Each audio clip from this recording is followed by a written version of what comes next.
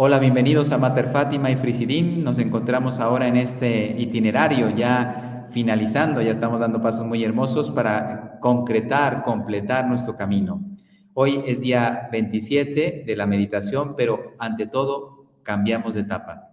Ya vamos a empezar la etapa número 4, por lo tanto ya vamos a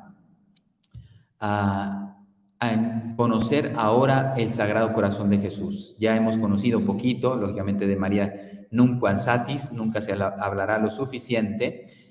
Ahora vamos a conocer del Sagrado Corazón de Jesús, tampoco. O sea, la Iglesia lleva 2000 años queriendo conocer a nuestro Señor Jesucristo y no llegamos todavía. Por lo tanto, pues con mucha paz lo estamos llevando y seguiremos cada día conociendo, reflexionando, interiorizando al Señor.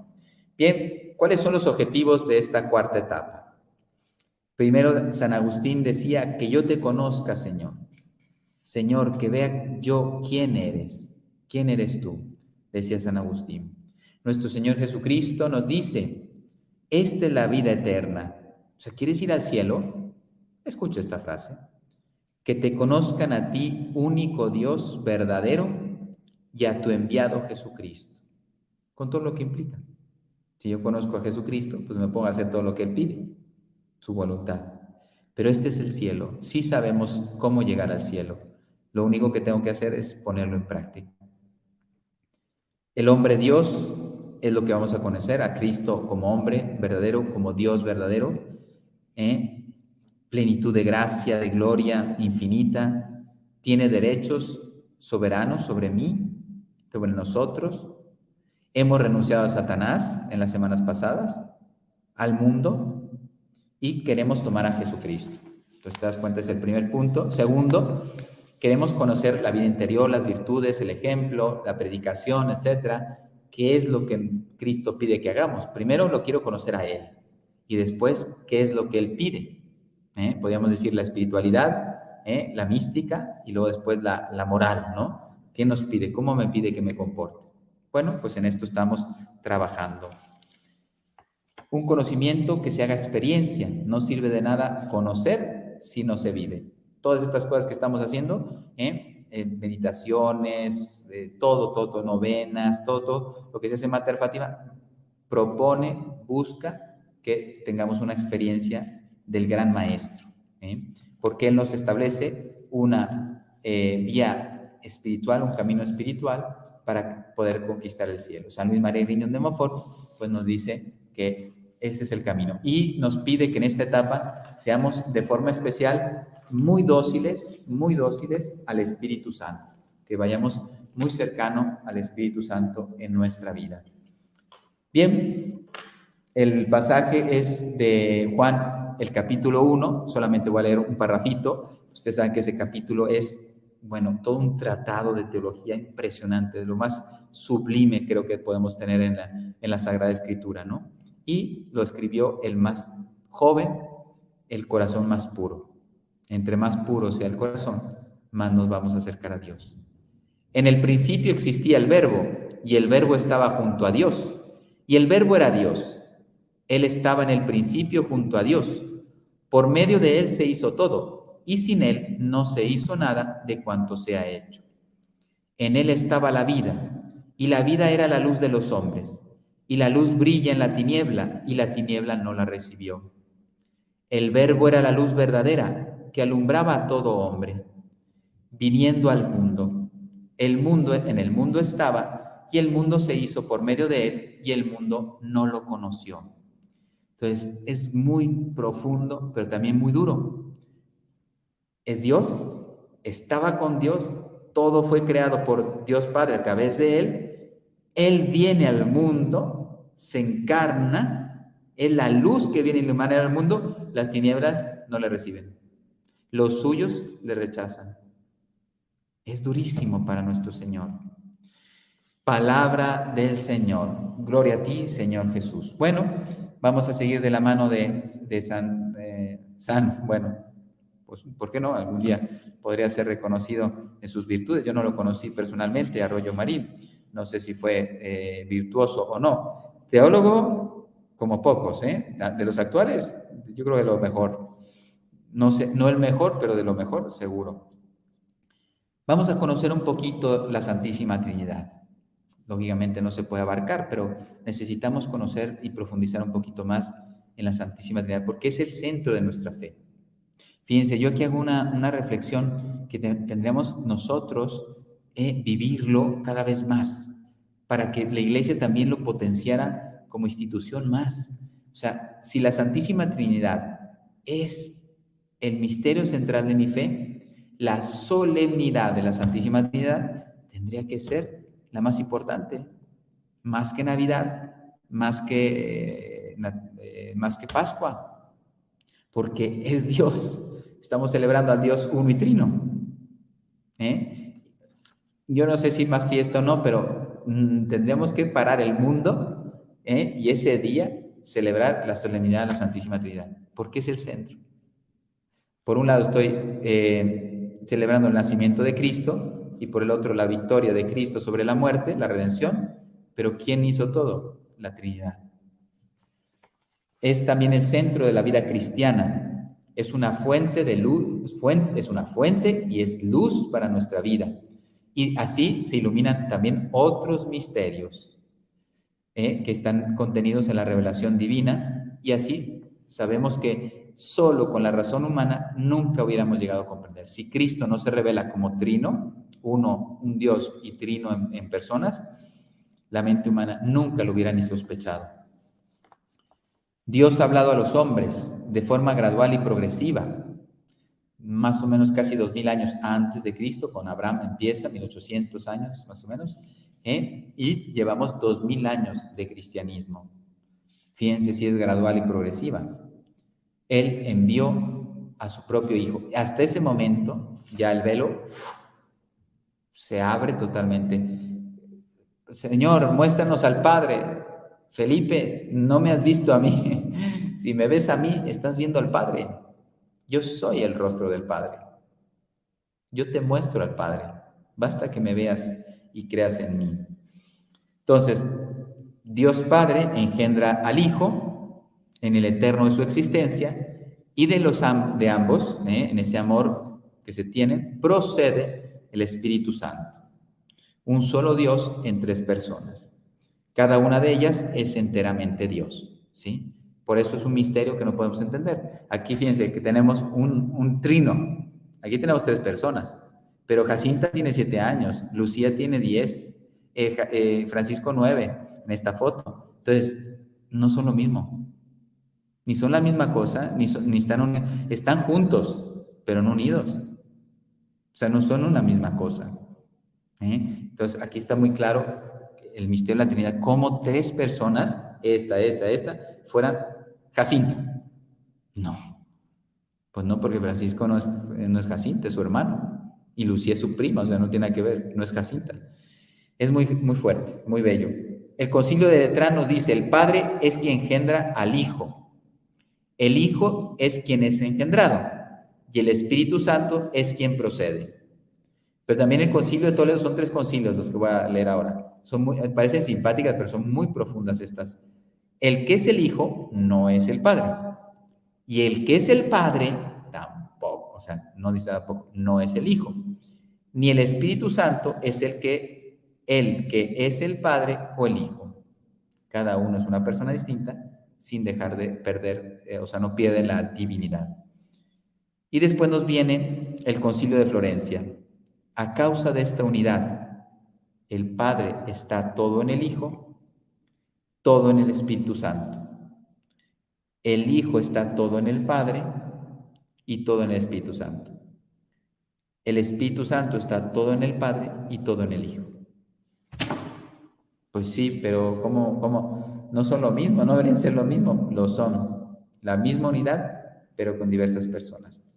La Iglesia, para explicar esto, ha utilizado algunas categorías que se llaman, las ha tomado de la filosofía, sobre todo aristotélica, de Santo Tomás de Aquino también. Más bien fue Santo Tomás de Aquino quien las toma y, digamos así, las purifica de la interpretación que hacía Aristóteles y les da un sentido profundo. Entonces, una categoría fácil de comprender para la mente humana, pero que me define, digamos, una realidad infinita, divina. Y claro, pues sería dificilísimo entenderlo si no fuera por estas categorías: sustancia, esencia o naturaleza, persona o hipóstasis, hipóstasis, perdón. La sustancia designa el ser divino, es Dios.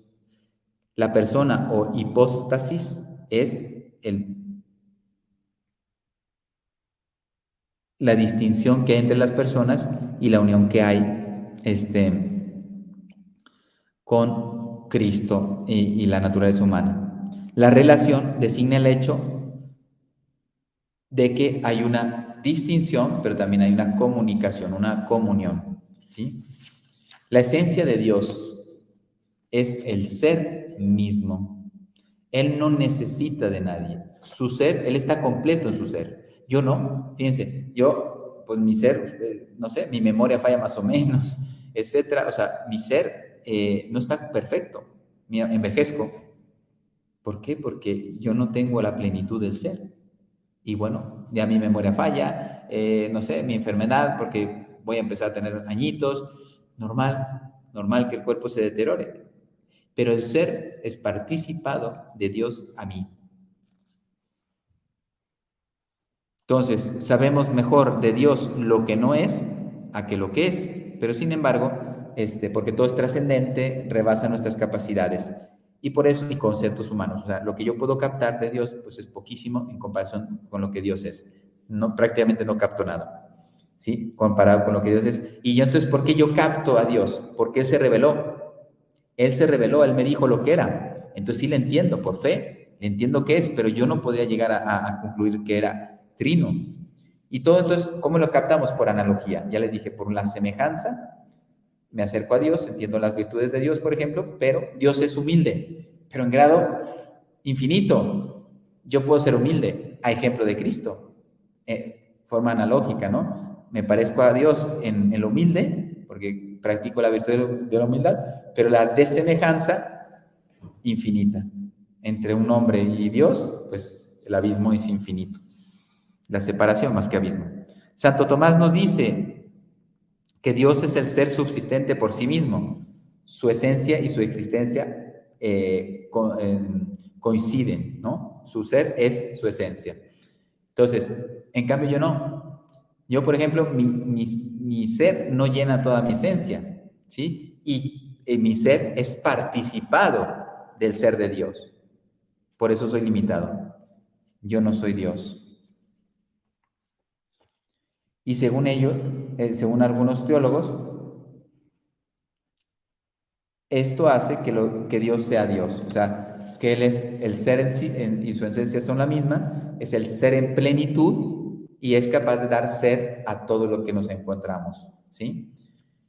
Moisés cuando iba en la zarza ardiente, bueno, no en la zarza ardiente, le revela quién soy. O sea, Yahvé le revela el nombre. Yo soy el que soy.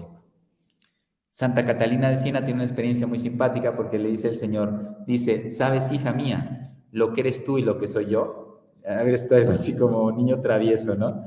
Te voy a decir, no te vas a quedar así. Bueno, le habrá dicho, no, Señor. Si aprendes estas dos cosas, serás muy dichosa, le dice el Señor. O sea, yo me lo imagino jugando, pero es que la enseñanza es profundísima. Yo soy el que soy, tú eres la que no eres. Entender eso puede ser la base de una espiritualidad. Tú eres la que no eres. Todos los seres fuera de Dios han sido creados. Por lo tanto, reciben el ser de Dios, son limitados y son finitos. No tienen poder sobre nosotros. Nos pueden quitar la vida externa, pero me refiero a poder sobre nosotros espiritual. Ni los demonios. O sea, nos tientan. Si yo no accedo, el demonio no entra.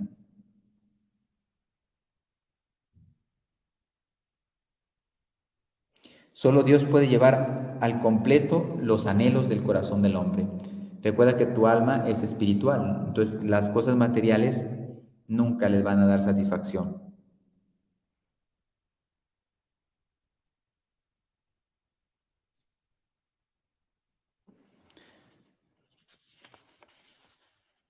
El amor de Dios es ilimitado, Él es el infinito, es un ser infinito que comprende todas las perfecciones del ser. Es la raíz y origen de todas las perfecciones divinas. ¿Sí? O sea, su ser en plenitud hace que sea omnipotente, omnisciente, inmenso, bondadoso, justo, misericordioso, etcétera, etcétera, etcétera. Y ahora vamos a ver el Verbo, la segunda persona de la Santísima Trinidad, se hace carne. Don Columba Marmión, que es un grande teólogo y también un grande místico, autor espiritual, tiene cosas muy bellas. Yo les recomiendo, yo estoy empezando a leer a Don Columba Marmión, algunos así extractos de él, muy bonitas, muy bonitas. Era un hombre con mucha luz. Él explica, dice, para hablando de la encarnación del Verbo, o sea, la segunda persona de la Santísima Trinidad. He aquí una maravilla que nos descubre la revelación. En Dios hay fecundidad. Posee una paternidad espiritual inefable. Él es Padre de todos. Dios, inteligencia infinita, se comprende perfectamente. Claro, yo no me entiendo todavía y yo creo que moriré antes de comprenderme perfectamente. En un solo acto ve todo lo que es y cuánto hay en él. De una sola mirada, que se le presente todo, abarca, por decirlo así, la plenitud de los tiempos. Y en una sola idea, en una sola palabra que agota su conocimiento, expresa ese mismo conocimiento infinito. Esta idea concebida por la inteligencia eterna, que es ese verbo, porque le participa el Padre su misma naturaleza. El verbo vive siempre en la inteligencia divina que lo concibe. O sea, el Padre piensa el verbo y lo engendra, pero con toda su omnipotencia, con toda su perfección. Entonces tiene todo, el Hijo tiene todo lo que tiene el Padre. Entonces, claro, como yo soy material, yo digo, tengo este objeto, te lo doy a ti. Entonces es mío, te lo comparto, pero me quedo sin el objeto. En Dios le entrega su divinidad a la segunda persona del Verbo y Él, el Padre, sigue siendo Dios plenamente, completamente, y su Hijo es Dios completamente. Claro, yo estoy habituado a lo material, aquí hay algo que no funciona, no entiendo. ¿Qué es lo que falta? Al principio era el Verbo y el Verbo estaba en Dios, fue engendrado por Dios. Y el Verbo era Dios, por medio de Él hizo todo, y sin Él no se hizo nada de cuanto haya sido hecho. Entonces, el centro no es como persona me refiero, no es el Verbo, el fin es el Padre, a través de Cristo con la ayuda del Espíritu Santo. Al principio, o sea, mucho antes de la creación, el Verbo existía ya. Pero las cosas que existen fuera de Dios, que son su palabra, empieza a darse en un momento dado, existir en un momento dado. Dios al principio creó los cielos y la tierra, envió a su verbo llamando a los seres de la nada, a cada uno por su nombre. Por medio del verbo nos creó. Por eso dependemos de Él para la vida natural. Él nos ha creado y nos ha dado la vida. Por eso el día que Dios quiera, yo me voy. ¿Sí? Tú no puedes agregar un minuto de tu vida. El verbo, además, es vida y luz para los hombres. Es luz y vida de los hombres para los hombres. Vivifica a los hombres iluminándoles y haciéndoles descubrir las verdades saludables. Por eso, ¿cuáles son esas verdades saludables? Interiormente, la gracia. Y también en formación, pues todo lo que es la doctrina cristiana. Son gracias. La apologética se encarga, que es una ciencia teológica, de encontrar los motivos de credibilidad. ¿Sí? Esto es muy importante verlo. O sea, la apologética no quiere, a veces pensamos, no, la apologética es vamos a machacar al que se equivoca. No, preséntale los motivos razonables para que te convierta.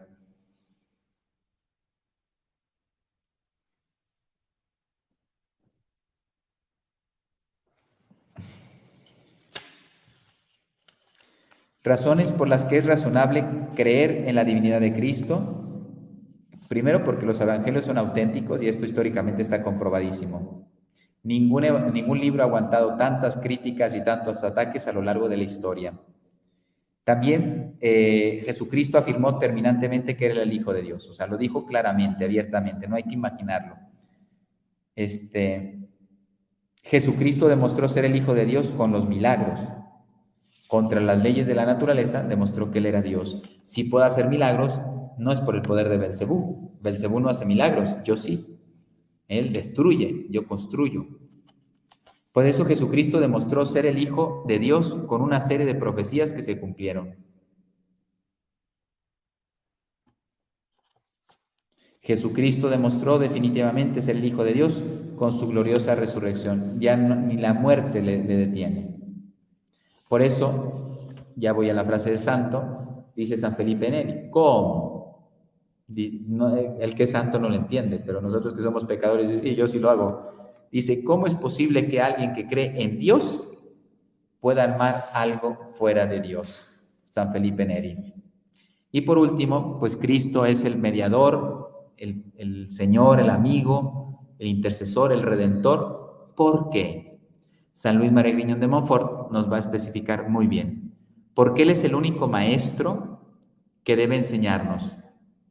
Es el único Señor del que debemos depender. La única cabeza a la que debemos estar unidos. El único modelo a quien debemos asemejarnos. El único médico que debe curarnos. El único pastor que debe apacentarnos. El único camino que debe conducirnos. La única verdad que debemos creer, la única vida que debe vivificarnos y el único todo que en todos debe bastarnos. No nos ha dado Dios Padre otro fundamento para creer, para salvarnos, que su Hijo Jesucristo. Eso es aceptar a Cristo en mi vida, es estar en la vid, unido al sarmiento, unido a la vid. Y nada podrá separarnos de la caridad de Cristo. El Señor pide que, estando en tónica con el Señor, aprendamos la sólida devoción de la Virgen María, que es la verdadera devoción a la Virgen, es la que me lleva a Jesús. Pues con ese criterio, entre más me lleve a Jesús o entre más facilite un servidor la obra de María, más rápido me va a llevar a Jesús. Bueno, pues hemos terminado aquí. Nos vamos a ver mañana. Seguimos con ya en esta semana, la última del corazón de Jesús. El Señor esté con vosotros y con tu espíritu. La bendición de Dios Todopoderoso, Padre, Hijo y Espíritu Santo, descienda sobre vosotros y permanezca para siempre. Amén.